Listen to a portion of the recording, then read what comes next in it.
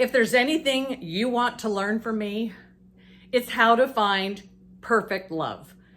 I have mastered how to find the partner that you require, and I will explain how it started with John O'Brien. My first love, I was engaged to John.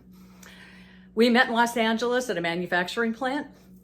He was fun. Oh my God, we had so much fun. When we first started dating, the first time we went to have sex, he was so nervous he couldn't perform, so we didn't. Who am I? We dated, I'm sending him this, 6 more months before he would even attempt to try again. And that day he did, we both called in sick. They had no idea, but we both called in sick and we made a wonderful day of it. And then everything was magical. He proposed in a magical way. Everything was magical. We moved to Boston together to get married. It was April. We were getting married Labor Day weekend, and I left him at the altar. Here's why. You got to listen to this.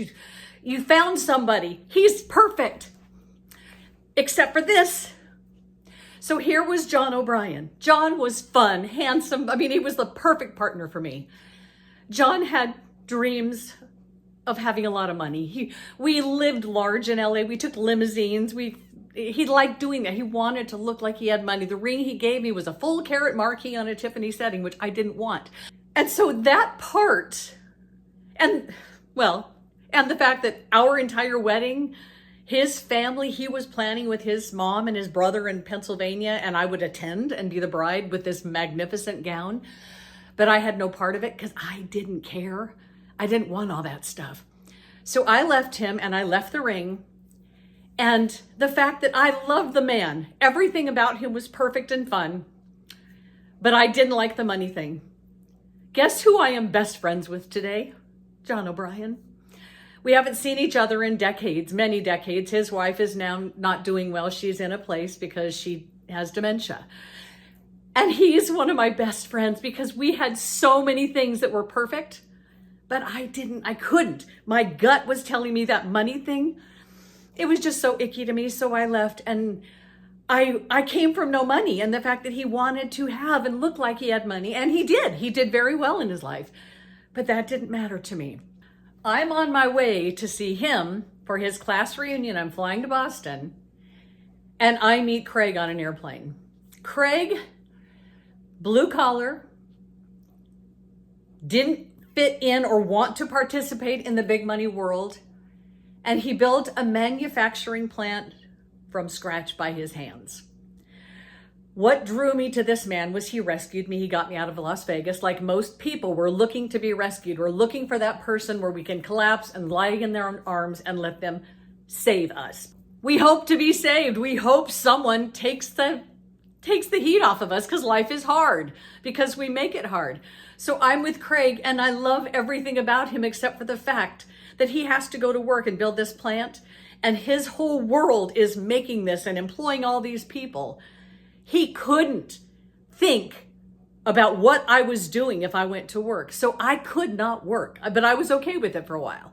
I could not work because for him to work and create this plant that he needed, he couldn't have thoughts in his head about what am I doing? And this is the biggest thing. And boy, was I guilty of this. You are with a partner and they're off doing something, and you are wondering who they are thinking about, who they are with. It never comes to our brain or crosses our mind that just maybe they're out there doing something to expand their life. We always think, who is it? Who is she? Are you going to leave her for me? It's like, we are so ridiculous. And I was just as bad when my marriage to John was over. I'm like looking at like, where is he? Where is he? He's with her having sex. I literally would think things like this, like, who's he having sex with? He was doing politics stuff. He loved that. He wasn't thinking about other women, but I thought he was because that's who we are. We're so inferior and insecure about who we are that when they're not with us, we think, oh no, they're thinking about somebody else. But that's not the case, you guys. So with John, this is the most interesting thing. So Craig, I loved him, the fact that he was like me, but his insecurities, I couldn't be there for that. So I had to grow big big balls to get out of there because that was as low as I was. But once I did that, I had to be on that path. It took me a long time to get to where I stood upright. I moved to Washington. It took me a long time to let go of the fact that I wanted Craig to come rescue me, but I didn't. I just wanted to be rescued because that's what we want. So I meet John. John and I are together for 2.5 years. He proposes on Christmas. Here is the truth, guys. John was the fun guy. We went out and played. We had wild sex in nature. We were not indoor people. We had fun playing. When he proposed, I didn't expect it, but when I got the box and the box and the box down to the ring, sorry, John, I had to do this. I never told him this. When I knew what that was, when I opened it, I threw it like shock. The ring went one way, the box went another, and so we had to look for it. But meanwhile, I'm pondering like, oh, what do I do? I was told 6 months to get married or you're not doing it. So we made a date for May, like within 6 months. It was Christmas because I knew I wouldn't do it. So, and these are me following guidance before I knew I even had guidance. This was a long, long time ago. So John, fun. We had fun. We went rafting and hiking and climbing and skiing. We did it all. We did have fun. But he had money in his family. But I didn't associate that at all with him. He had a good job. He was white collar, but he lived blue collar, but he got dressed for white collar and then he took that suit off when he got home. It was weird. He became two people. But his world was a money world. He had money in the world and money coming to him from a dad who didn't love him. He didn't want him, but he had the child. He didn't love him. So John was money. He came from money. He was raised with money, but he was fun. So when I met John, I met the fun guy and we had fun. We got married, but I didn't see the money portion and see the magnitude of that until much later. So all of the things that I was attracted to in John were the fun, the spontaneity, the fact that we just kind of flew and did fun things all the time. And the thing about John, the reason to this day we are friends and we will be, and I probably will never speak to his child again, my child, the parts of John that I loved were the fun guy, the spontaneous, we dance, we just sing, we do fun things, we had fun. But the money side, when I started walking in, he's like doing research on what skis to buy our 3-year-old. I'm like, she's 3, she's 4, she's 10. Every year he researched what skis to buy. And I'd be like, John, she's 10. Just let's get her boards. He'd be like, literally, talk to the hand, bitch. He wanted nothing to do with what I had to say about she doesn't need it. So John's need to have this money, he did forecasting, budgeting for way out, even though he was receiving this inheritance from his family, he's just gonna be loaded forever. And watching him budget, it was like, so the things about John that I loved were our friendship, the fun things, but he was a man who was present, but not in the way that I am. And this is what just came through in the bathtub. And now I've known this for a long time. I enjoy John as a human when it's not about money, but he created this world to where my child only knows a money world. She had me in her, she had my recipe mixed in when she was young, up to 18 before she went to college. But the only part she wanted to hold on to was the money part. So that's why I can't have anything in common with her because she is a money world person. And I know we don't need money. And so being with John, he's like, but I need to have sex with you. If you won't have sex with me, I need to go somewhere else. I'm like, but we have this amazing connection, but I need sex. It's like the weirdest thing ever. So with John, I've realized the reason I was so connected to him and it worked so well, he is very present. He's right now, he's watching the news though, right now. He knows what's going on. He doesn't have a lot of thought in his head. So he was very present like me, but he's not present to where it's about, I just want to love all. That's what I do. He's present like, what am I doing next? Me, it's like a very me focused. Where am I going? What makes me feel better? So he's present, but it's a me-centric world. And so that part of the world I can't be connected to. So when you're in a relationship, guys, first of all, don't get married ever. But when you find a partner that you want to hang out with, be with them for a long time. Spend time, but be who you are. Find those things that feel icky. Anything in that little nest that you have together that makes you feel icky, but you're going to pocket it because it'll be okay. You'll learn to live with that. That is going to be the cancer that kills you.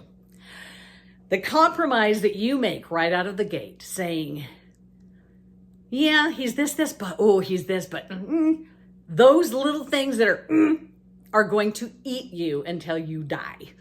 Do not marry anyone. If you need the day with the big dress, I had that day, not with John, I had it with Craig, but I wore the big dress. Don't just have the big day to get married, guys, because marriage, the way the world works, they think you're supposed to do it for life, but we're not supposed to do anything for life. There are no contracts you should do for life ever. But you cannot agree to be with that person for your life because they have flaws. They came from their family and they are broken. You came from your family, you are broken. And you bring that broken baggage with you of like everything you believed, everything they believed, but you fit it together and damn it, we're going to make this work. Even though I hate that about you and I hate that about you, don't do it. The things that are icky are going to kill you. You don't want to get married. You never, ever want to say I do for life because you are an unlimited being and you can live as long as you want. You could be as healthy as you want. Hello, like me. I am what it means to be the ultimate version of yourself. I stepped away from all of those stories that made me feel icky. I loved him, but I didn't love money. So now both of those two Johns are in my life as my friends because they are who I liked about them, not the money part that I didn't like. I didn't want to be in a world where money was how our life worked. So when it's just about love and you just love that person, you have fun together, do that and be that until the moment that is gone. When the fun is gone, go. It's time to get lost.